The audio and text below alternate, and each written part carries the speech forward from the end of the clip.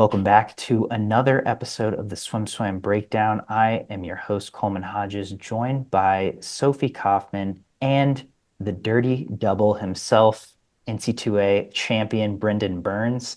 We are here on this fine Monday morning, and we are going to be talking short course world championships. We're going to be previewing the ins and outs of this, as Sophie mentioned off camera, already very chaotic meet. We've had a lot of sudden dropouts just over the last week. Leon Marchand is no longer participating. I think that's the biggest one, but we've had quite a few um, defending, or I guess previous short course world champ Ben Proud just pulled out. Diaceto has a rib injury as he's going for his seventh 400 IM world short course world title in a row. So there's all kinds of madness swarming around this meet, but I think it's going to be really exciting regardless. And we're going to talk about it for the next 45 to 60 minutes. So first off, I think the women's side is quite a bit stronger in terms of contingency and athletes who are going to be there. Sophie, I'm going to throw this first one to you, just in terms of the female athletes you are excited to see race, specifically in short course meters.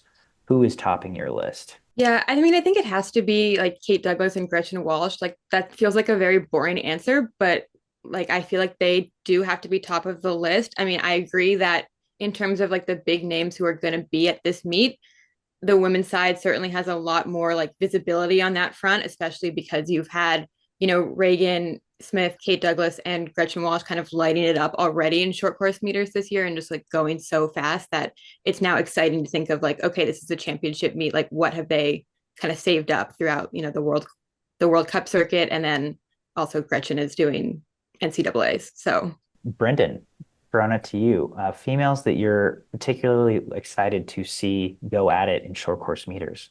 Yeah, so Sophie mentioned a few Americans. I'm excited to see Kylie Moss from Canada. I feel like she's kind of maybe a little bit past her peak, but I still feel like she's really internationally dangerous in the backstrokes.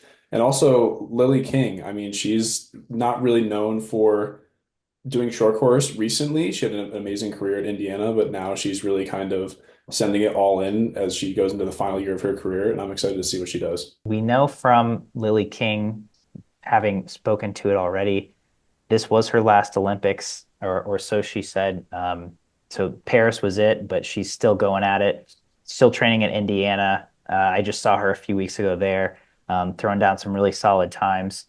Women's breaststroke, I think, will be really interesting because we'll have a lot of variety, and because Evgenia Chikhanova, the long course world record holder, will be competing for the first time since the conflict between Russia and Ukraine started. And she will be competing under a neutral flag, as will several other Russian and Belarusian athletes. Do you guys think Chikhanova can challenge Kate Douglas in the 200 breast? I mean, I have Kate Douglas winning this still. Like at 2:12, she's 2 seconds faster than Chikanova has been, I think. And I think it's going to, hopefully be a great race. But I do think that she's just on such a tear right now. I think she's winning. I'd agree. I think Kate is going to win. With the information that we have right now, Kate is the best short course meters and short course yards. But I think what Chikanova has going for her, other than being the long course world record holder, is that we don't really know what she can do short course meters outside of Russia. And now that this will be her big return to an international stage, maybe she will find some energy on back being on the international stage and she'll be able to step up and challenge Kate Douglas. But that could be probably one of the better women's races at this meet. I feel like Budapest is a nice middle ground too. It's like on the eastern side of Western Europe. And so like I know Americans like going to Budapest a lot and racing there. I feel like for Russians it's probably fairly familiar. And Chikanova seems like a better long course breaststroker to me, especially compared to Kate Douglas. So I don't I see Kate Douglas winning that race as well, but I do think it's really exciting to see Chikanova just again compete on the international stage. Taking on Kate Douglas, she's entered in 5 events. She was originally entered in 6. She's already dropped one, which is the 50 fly. Still scheduled to swim 50 free, 100 free, 2 IM, 2 breast, 100 IM as 5 events. Do you see her swimming all 5 individually, as well as being a key piece on many USA relays? Well, I don't have this schedule memorized. Like, I'll say that straight up. So I don't have a good sense of like what her potential conflicts are in terms of, final sessions where she may be facing a potential double or even a triple if we're throwing a relay in there. I hope that I do. I hope she swims all of them. I mean, I think that if there was one she was going to drop, it may likely be the 50 free. We've seen her choose the 2 IM over the 50 free before in long course meters. But maybe the fact that she has made that choice in the past will inspire her to make a different one for this meet, which is a lot less intense than the Olympics are. So while I do hope that she's in all of them, I think that like she's going to be, like I said, like one of the most exciting women swimmers to watch at this meet. So for as fans and people watching, like the more she's in the pool, I feel like the better. I will say I've got her potential schedule pulled up. She's got a double every single day if she does all 5 individual events and 5 relays. It's interesting. They put in mixed 200 relays, but they took out the 200 the single gender 200 relays. So there's no 200 free relay for men or women. There's no 200 medley relay for men or women, but there is the mixed 200 free relay and the mixed 200 medley relay, as well as the single gender 400 relays and the single gender 800 relays. Yeah, it's I don't know exactly know how I feel about that. And there's mixed 400 relays also. So this schedule has Kate in 5 relays, 5 individual events. There's prelims, semis, finals of 50s and 100s, prelims, finals of 200 and above. Her only triple would come day 4, where she would swim the 200 breast final, the 100 IM final, and the mixed 200 free relay final. um, which yeah, I don't see her scratching 200 breast or 100 IM. I feel like those are 2 events that she is a powerhouse in. And if anything, I feel like she'd be like, yeah, I'm good on the mixed relay. Like you could probably find someone else, Team USA. I think I saw it was like Devin Haru, who is like actually, at the pool already. I think he reported that they're combining the medal ceremonies, that like they're doing men and women together, and that like, everybody's going to kind of be on the podiums, and they do, the men's and then kind of the women's national anthems in succession. So like that's going to condense the schedule too, because like if presumably it will be quicker to have them all process out together instead of one gender at a time. So that's also going to make a tighter turnaround if you're trying to pull off a double and you've won a medal. There's so many events in this meet. I feel like I like that of making the podium efficient, for lack of a better phrase, but I feel like they have run into this problem a lot where there's not enough time in the 6 days to maybe fit everything in a reasonable amount of time and also display all your best swimmers in all the events that they maybe want to be swimming in. Like I feel like Summer McIntosh, who we haven't even mentioned yet, but it will be competing in this, and I feel like is one of, if not the biggest name, competing coming off of the Paris Olympic Games. Like I think she's entered in 3 or 4 events, but it would be really awesome to see her like really go at it and take on a full schedule. But yeah, due to the nature of this meet, I feel like there's just not always enough time to get everything in, which is kind of a bummer. What are thoughts on adding more mixed relays, but discluding single gender relays? Brendan, I'm throwing this one to you. Before I get to that, I think I do have a thought on Kate's lineup. I think it just kind of depends on what her focus is for this meet. If she wants to take an Olympic approach and where she only wants to focus on the 200 breast and the 200 IM, and she just kind of wants the prestige of the Olympics and just kind of really going all in on a couple events and really focusing on winning, then I could see her dropping events. But at this meet, honestly, I think this is kind of just about chasing the bag, like she did at the World Cup meets, where she just wants to make cash money at this meet because it's a weak field. She's one of the best swimmers in the world. She can swim all these different events.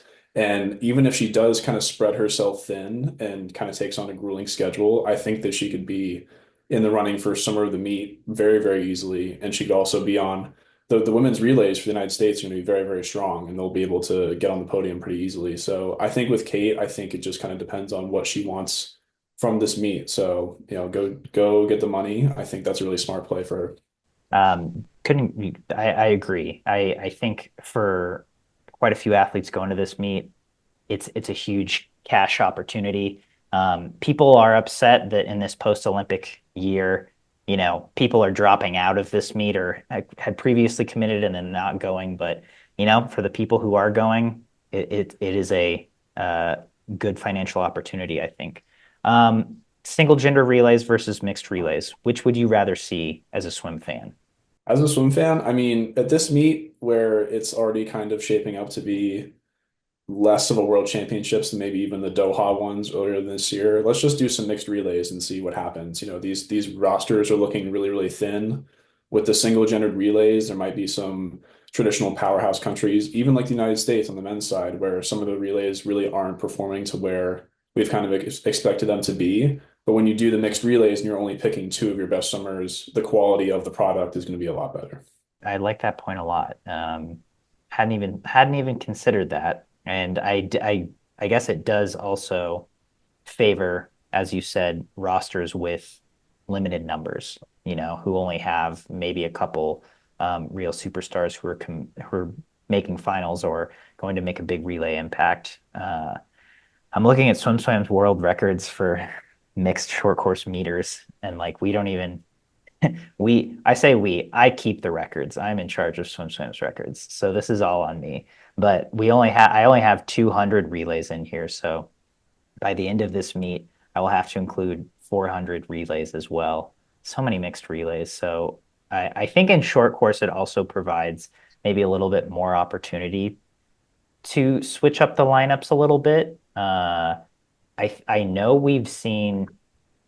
know Kyle Chalmers anchored a short course mixed relay once and like ran everyone down. It was pretty awesome to watch. And I think there's a little more opportunity for that, not only because there's more turns, but also just because, as you mentioned, Brendan, the rosters might not be 100%. And so there's maybe we'll see some fun orders, which I always think is a highlight of mixed relays. Um, so I want to go back to Summer McIntosh for a sec. Two back, two fly, 400 IM, 400 free. Are How many do you think Summer is going for world records? Do you think she's going for money? Do you think she's racing for fun? And do you think it's a travesty that she's not swimming the 200 IM? I don't think it's a travesty. I mean, as exciting as the Olympic final of the 200 IM was, like I think that it's fine that she wants to try something else, and I think that for it's exciting to see her in the two back for different reasons. Of course we like want to see her match up against Kate as often as possible because they're just so exciting and dynamic to watch, especially when they're in the same pool. But I think that you know it comes back to like what you're looking to get out of this meet, right? Like this has been a long year for people. We've already had a world championships in this calendar year in Doha, and then we've had the Olympics. And so I think that like at the start of this Olympic quad, like trying something new and different and fun and kind of seeing where you are in a format of swimming that you don't normally race is like also an exciting aspect of this meet. I think this summer she's kind of on my, it's kind of unbelievable to think that she's still a teenager And, we've been talking about her for so many years, and she's had quite the impressive year. Obviously, she did what she did at the Olympics, but she also took down Katie Ledecky head to head this year, which nobody's done in over a decade. So I really think that she is going to be probably the defining swimmer of the 2020s, just because of her talent is still pretty much unlimited at this point. She still has so many years of her prime left, and I think she's definitely going to take down at least a world record or two at these world championships, and she's going to get a big fat payday, and I'm sure Canada will help her get some money as well. I do think she will be a huge star at this meet, as she has been for for as you said, years prior. I'm excited to see her branch out a little bit. I think as swim fans, we get greedy and we want to see everyone swim everything. So, Sophie, thanks for bringing me back down. It's not a travesty. She's not swimming the 200 IM. We're gonna get see her in four events, and I'm guessing she'll probably do really great in all of them. Especially exciting to see her in that 200 back where there's so much competition, uh, including Reagan Smith, Kylie Moss, aforementioned athletes, um, who it's not as much of a slam dunk for Miss McIntosh, I think, as we see in some of her other events. Switching things over to the men's side, again, I think this is a bit more of a depleted field, but we do have some big stars. Noe Ponti, who just broke the world record in the 50 fly at the World Cup, is coming in full force. I believe he's entered in 50 fly, 100 fly, 100 IM, 200 IM, where he is favored. I think he's favored to win all of those events, as well as Jordan Crooks, who is the defending short course world champ in the 50 free. He's been on a tear in the NCAA.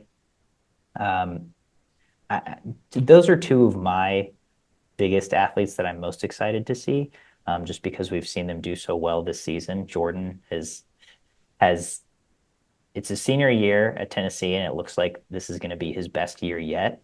And he's already very accomplished. He's swam historic times throughout his career, won an NCAA title, but he's swimming lights out. On the men's side, is there a certain race, is there a certain stroke, or a certain athlete that you guys are looking forward to see? Brendan, I'll throw this one to you. For me, I'd probably go with Zalan Sarkany. He's been on a tear for a couple years now, Hungarian distance star. A little Hoosier bias here, but I do think that he is going to be back in his home country, and he's better, I think, short course than he is long course. I think he's ready to go. He was pretty visibly untapered at the Ohio State Invitational a couple weeks ago. Put up some really good swims for being pretty untapered, but I'm just going to give him the home crowd bump, and I'm excited to see what he does in the distance. I'm really excited to see Ilya Karun swim. He's another person who's been like absolutely tearing it up in the NCAA this season. It feels like every time he gets on the block, he puts down some insanely fast swim. And that's started, in September and just like has not stopped. So I'm really excited to see what he can do kind of back in a short course meters format. He's coming off 2 medals at the Olympics, and it seems like based on what he's been doing in yards this season, he could do something really special at this meet. Noe Ponti, Ilya Karun, 50 fly. You can even pick a ringer too if you have a wild card in there. But who do you think wins that race? I know I just said Ilya Karun is the person I'm most excited to see, but I guess I'll back the world record holder at this point. He's like Noah Ponte is someone else that I'm really excited to see swim at this meet. He's also been so good this fall that I think he does it. But I do think it will take a world record to win. Ooh, okay, okay. That's a good kicker. Yeah, Brendan, what do you I think like about that this? take. I like the world record to win. It's really tough to pick against the world record holder, but Ilya Karun, probably one of the most talented swimmers in the world currently, from medaling at the 2 years ago's short course worlds in the 50 fly to being also a very talented open water swimmer. I don't think anyone has had range like that, maybe ever. So it's really tough to pick against Ilya, but I am going to go with the world record holder, Noah Ponti. I think I'm giving it to Noe, but it's only because he's had more short course racing this fall, short course meters racing this fall. I think they're both in fine form, and I think they're both exceptional short course swimmers. But in the 50 fly, yeah, I got to give it to Noe Ponti as well. I think in the 100 fly, Ilya's gonna get there though. I Noe put up, I want to say 48.4 and during the World Cup, I think. I mean, a really great time historically. I think Ilya could, depending on what form he's in, he could approach a world record in that. Dressel's 47.7. I mean, he's just looked exceptional this season, and he just looked great at the NC State invite.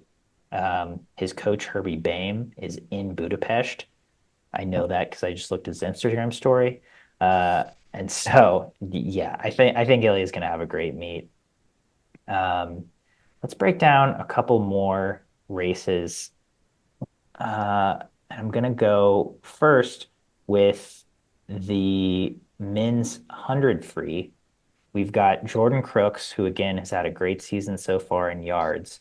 Maxime Grousset, who uh, is a medalist in a relay from the Paris Olympics, and has really had a great couple years. And then we have Guilherme Santos. Those are SwimSwam's top three picks. Santos representing Brazil. He's Jordan Crooks' teammate at Tennessee. Uh, we've also got, because we're in America, two Americans, Chris Giuliano and Jack Alexi. We don't know what Chris Giuliano's been doing this fall. I assume he's been training and getting ready for short course worlds. I believe at Notre Dame. And Jack Alexi, who's been training at Cal.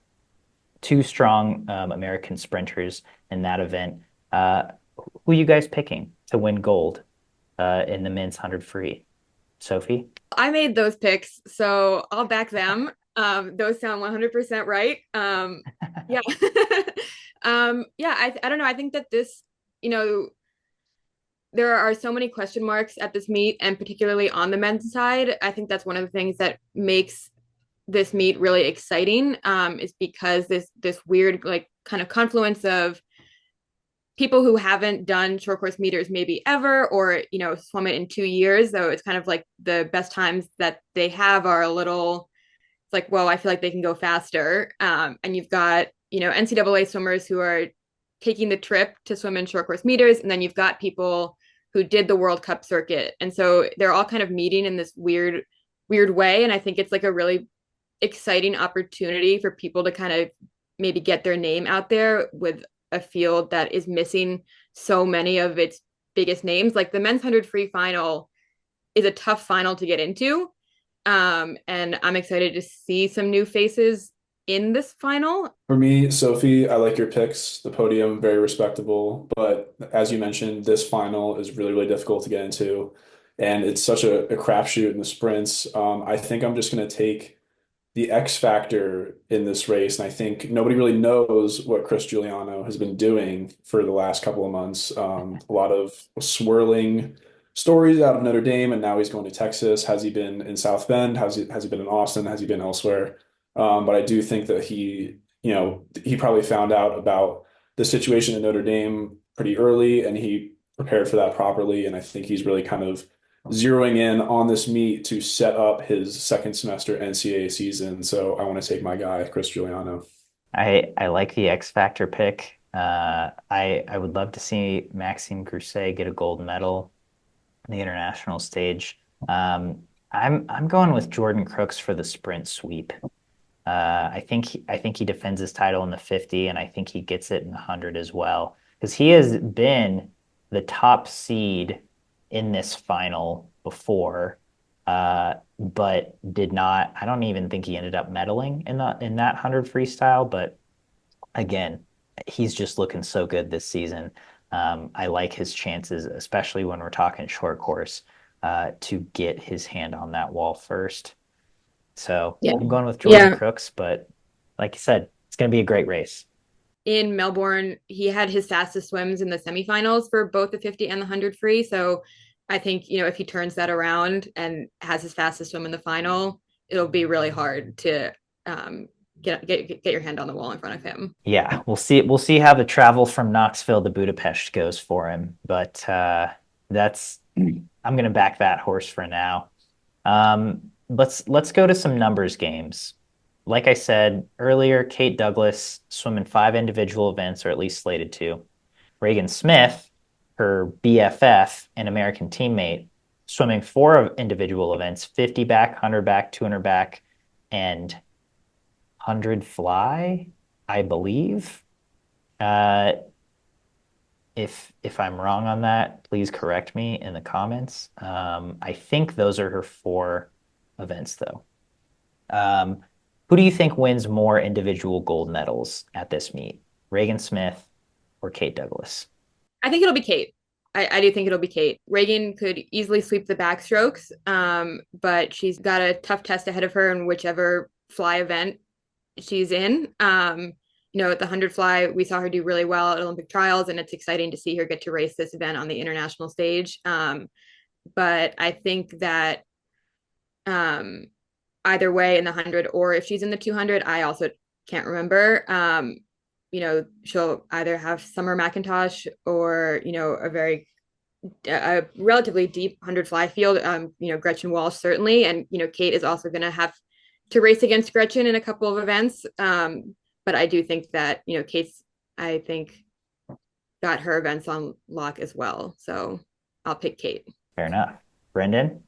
I'm gonna go with Reagan. I think Kate is a good pick, but I feel like with Kate, she has a little more opposition in the sprints and then a little bit in the breaststroke, maybe the IM. With Reagan, I feel like a backstroke sweep is very, very safe, barring any super standout performances from anyone else. Reagan really feels like she's been on a tear. Her World Cup performances in the backstrokes were really, really impressive with that world record. And then the butterfly, she'll have some tough competition, but I feel like she's a better short course butterflyer than long course. So I think I'm going to go with Reagan. Well, I gotta take the in between. I'm saying they both win 3 gold medals. And on top of that, I'm gonna say Gretchen Walsh wins another 3 individual gold medals. Uh, I think 9 gold medals individually between those 3 women, um, which I'm so excited to see all 3 of them swim short course meters, especially on this stage. So I'm going to end with this. This is purely numbers. You don't even have to know a swimmer, but we can break it down a little bit. Who do you think wins or sorry, what number is the whoever wins the most medals at this meet, what number do you think that is? And not gold medals, just total medals. So we're talking relays, or most likely it will be someone who's medaling and swimming on a lot of relays. But individually relays combined, what number do you think is the most? I feel like typically at a short course worlds, we see someone win in the ballpark of 7 or 8 medals. Again, relays and individuals. But what do you think that number is Should for we the set a short course line? worlds? Should we do what, over under 8.5? I think I like that. I think over under 8.5 Okay. is great because, as we said, Kate Douglas, I think, could win 10. Um, I'll go first on this one. 8.5 over under. I gotta go under. I think it's 8. That's just so many swims. That's so many things going right, and it could certainly happen for someone. But I'm thinking about those 3 women: Reagan, Gretchen, or Kate. I think specifically Gretchen or Kate, just because they're certainly in line to be on a lot of free and medley relays, mixed and non-mixed. I think Gretchen could easily win 3 individual 5 relay medals. Same for Kate. I think it's feasible for Kate to win 9. That's just so many swims. And I don't feel totally comfortable going all in on that boat. So I think it's going to be 8. What do you guys got? I'm hammering the over. Rent bet on the over. I think either Kate or Reagan, they'll be 9 or 10 with the relays. Yeah, I feel like I'll go with the over here just because I think that would be fun. I think for me, this meet is about like fun chaos, and I think that it is a lot of swims in not a lot of time. But between those three women, I think one of them can do it. It does get a little crazy when you throw in the relays, and we were talking earlier about, well, there's no single gender, but there's mixed of this and that, and that's going to be a little tough to sort out. But I think one of them will do. One of them certainly will do it. Fair enough. I've been criticized on this show before for being toxically optimistic, and this time I'm the opposite. I'm the negative Nancy of the group, but I appreciate your optimism, and I hope someone comes away from this meet with 10 medals. That would have to be a record. I think 9 would have to be a record. I don't think anyone's ever won 9 medals at a world championships. On the women's side, I think Katinka was 8 or 9 in 2016. And those were mostly individual too. Let's see. At those world championships, Hungary won 11 medals. You have to assume a lot of them were Katinkas. All right. Backstroke, she won 3 medals. No, two silver in the 200 free. 100, 200 fly, she won. That's 7. IMs, wait, hold, sorry, that's 6. She swept the IMs, that's 9. Bam. Good Lord. Uh, yeah, no relay medals. So 9 individual medals, 7 golds. Jesus. And 2 Built silvers. different. Her World Cup numbers are even more crazy. I'm so sad we don't have Katinka anymore. She was such a gem. Yeah. That is insane. So I'm confident saying 10 would be a record. And if I'm wrong, please let me know in the comments if you're listening to this and you're like, actually. But Katinka set the bar high. I guess we'll see if anyone can pass that. Sophie, Brendan, thank you so much for joining me for this Short Course Worlds preview. If you're listening out there, tune in to SwimSwam starting tomorrow on Tuesday, the December 10th, and our full coverage of Short Course Worlds will be live, and we will see you there.